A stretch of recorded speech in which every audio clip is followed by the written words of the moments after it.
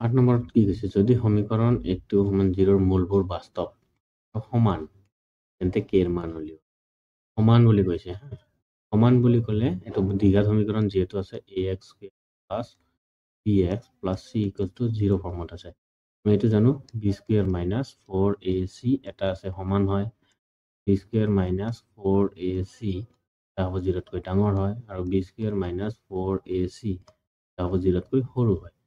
হয়নে? 0তকৈ যেতিয়া সৰু হয় তেতিয়া আমি কওঁ এইটো কাল্পনিক, এইটোত আমাৰ কোনো সমাধান নোলায়।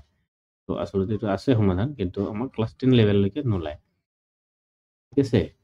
তাৰপিছত আমাৰ এইটোত হ'লে দুটা কি ওলায়, সমাধান বেলেগ বেলেগ ধৰণৰ ওলায়।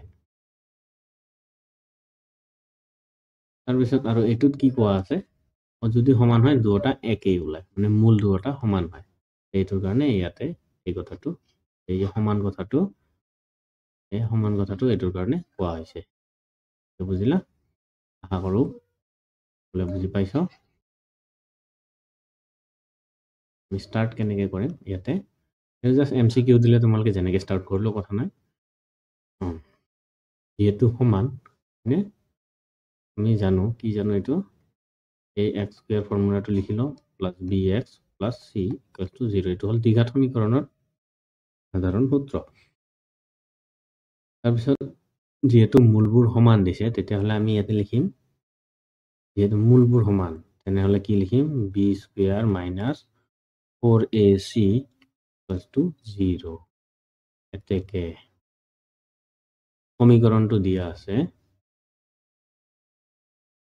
মোৰ ইয়াতে অলপমান লাইন এৰা খাইছে, এই লাইনটো ইয়াতে বহুৱাই দি আছো।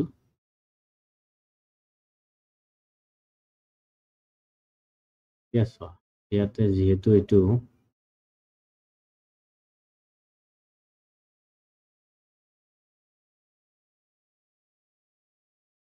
লাইনকো গুচাই দিওঁ, বেছি ভাল হ'ব।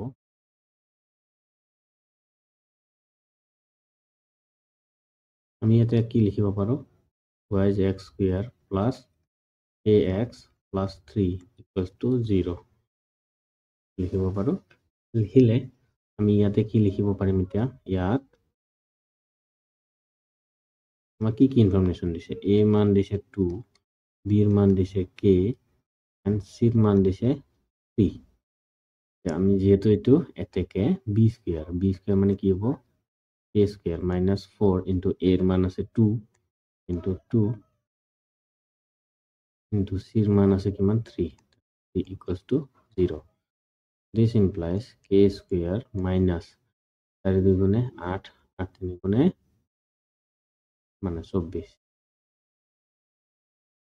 3 গুণ 24 নে। তাৰপিছত ইয়াতে আমি আৰু কি কৰিম, এতিয়া মাইনাছ 24 আছে, তেনেহ'লে এইটো সমান চিন পাৰ কৰি দিম, 24 আহি যাব। অলপমান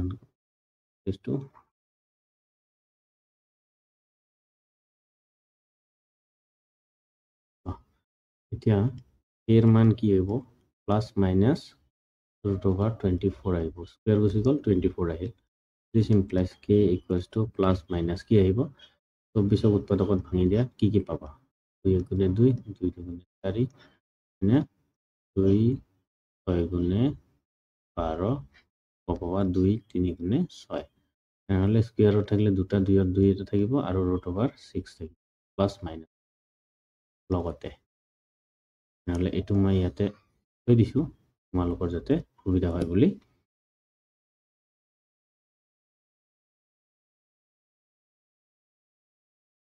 প্লাছ মাইনাছ কি পাম, 2 ৰুট অভাৰ 6 এইটো এনচাৰ। সৰি,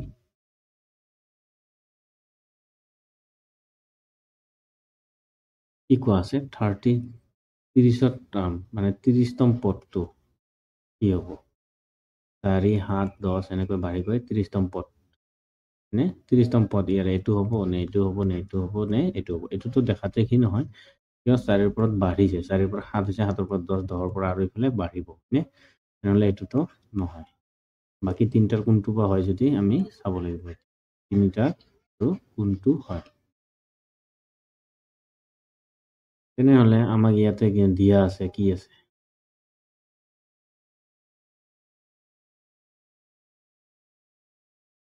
দিয়া কি আছে a প্রথম পদটো a হব 4 ডির মান আমি জানো a2 minus a1 তার মানে কি জানো দ্বিতীয় পদ কি আছে 7 minus 4 equals to কিমান পাম 3 মানে ডির মান 3 এতিয়া আমাক n এর মান কি দিয়া আছে n 30 দিয়া আছে 30 তম পদ নে নহয় এতিয়া আমি ইয়াতে লিখিম থেকে an আমি এটো ফর্মুলা জানো a plus n minus 1 d নহলে আমি ইয়াতে a n এর মান কিমান 30 তো এর মান কিমান দিয়া আছে 4 প্লাস n এর মান 30 এর পরে এক গুছি গলে কিমান থাকিব 29 d এর মান কিমান দিয়া আছে d এর মান দিয়া আছে 3 তাহলে a30 নে a30 কিমান হ'ব 4 যোগ 9 গুণ 7 27 7 গিল 2 3 গুণ 6 7 8 87 আৰু প্লাস 4 কিমান আহিব 91 হয়তো 30 হ'ব এটো a30 তাহলে a30 পদ কিমান আহিব 91 নাম্বার ডি হ'ব কারেক্ট অ্যান্সার ইয়াতে কি কৈছে যে প্রথম 20টা যুগ্ম সংখ্যার যোগফল প্রথম 20টা কি লাগে যুগ্ম সংখ্যার যোগফল লাগে ওকে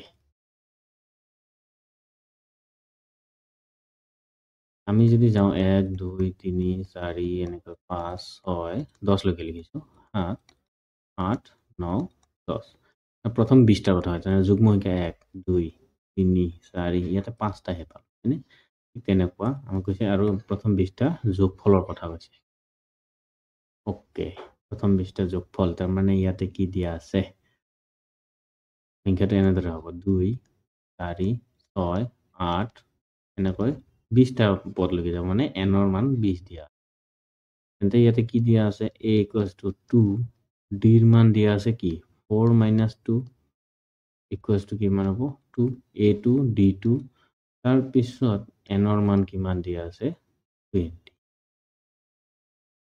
এতিয়া আমি যোগফল উলিয়াব লাগে যোগফল কেনেকে উলিয়াম যোগফল উলিওৱা সূত্ৰটো কি আছিলে সূত্ৰটো মই ৰেড কালাৰেৰে লিখি দিছো sn sum of n term তেনেহলে n by 2 বৰ্গবন্ধনী twice a plus n minus 1 হয় যোগ কৰিব লাগিলে এই সূত্ৰটো ব্যৱহাৰ আমাৰ ইয়াতে সকলো বস্তু দিয়া আছে এতিয়া যদি আমি ফৰ্মুলাত বহাই দিও এই সংখ্যাটো পাই যাম কি হয় তেনেহলে একে আমি কি কৰিম sn s মানে 20 n এৰ মান 20 n এৰ মান 20 divided by 2 তাহলে কি কৰিম আমি এতিয়া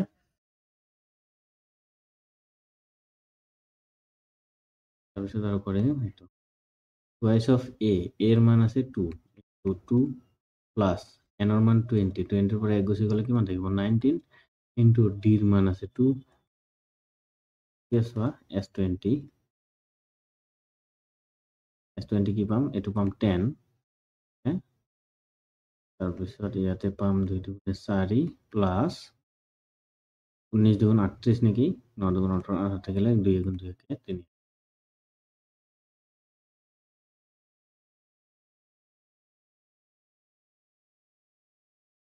কি হ'ব s20 নহলে ইয়াতে আৰু কি পাম s20 equals to মানে এইটো কাটিছো 2 এর যদি 20 কাটো আমি ইয়াতে 10 পাম মানে এই 10 লিখিছো ইয়াতে নহলে আকৌ কিছুমানে ক'ব কৰ পৰা আহিল এটো নহলে এটো 10 into পূৰণ 38 এৰ লগত কি কৰিলে যোগ কৰিলে 4 যোগ কৰিলে কি পাম 42 পাম 42 নহলে ইয়াতে কি পাম s20 42 এক গুণে 43 আৰু এটা শূন্য বহাই নিলো 420 420 আকৌ সেই 420 তোমালোকে নকৰিবা এনসাৰটো হ'ব এ অপশন এ